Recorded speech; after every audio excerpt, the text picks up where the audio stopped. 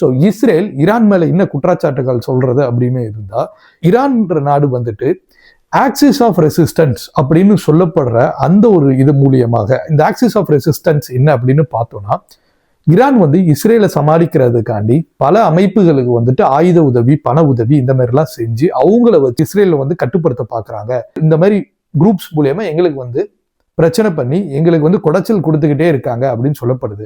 அதாவது லெபனன்ல இருக்க ஹெசபொல்லா அப்படின்ற அமைப்புகளும், காசால இருந்து இவங்களோட சண்டை போடுற ஹமாஸ் அமைப்பும், அதே மாதிரி எமன்ல இருக்க ஹவுதீஸ், அதாவது கடல் வழியா இஸ்ரேலுக்கு வர கப்பல்களை இதெல்லாம் டார்கெட் பண்ணி பண்ற ஹவுதீஸ், அது போக சுடான்ல இருக்கிறவங்களுக்கும் இந்த மாதிரி எல்லாருக்கும், இந்த மாதிரி குரூப்ஸ் எல்லாத்துக்குமே வெப்பன், மணி எல்லாமே வந்துட்டு ஈரான் தான் கொடுக்குது. ஸோ ஈரான் இந்த மாதிரி கொடுத்து எங்களை எல்லா சைடும் சுத்தி இவங்களை வச்சு ஈரான் வந்து இன்டைரக்டா எங்க மேல அட்டாக் பண்றாங்க. ஈரான் வந்துட்டு எங்களை வந்துட்டு எதுவும் பண்ணாமலாம் கிடையாது. ஸோ இவ்வளவும் வந்துட்டு ஈரான் தான் பண்றாங்க அப்படின்னு இஸ்ரேலோட குற்றச்சாட்டு ஈரான் மேல. ஆனா ஈரான் வந்து இதெல்லாம் நாங்க இன்னைக்கும் பண்ணதே கிடையாது, நாங்க இதுல எல்லாம் ஈடுபடுறதும் கிடையாது அப்படின்னு சொன்னாலும் பெரிய அளவுல வந்து இது ஈரான் தான் பண்றது அப்படின்னு நம்பப்படுது.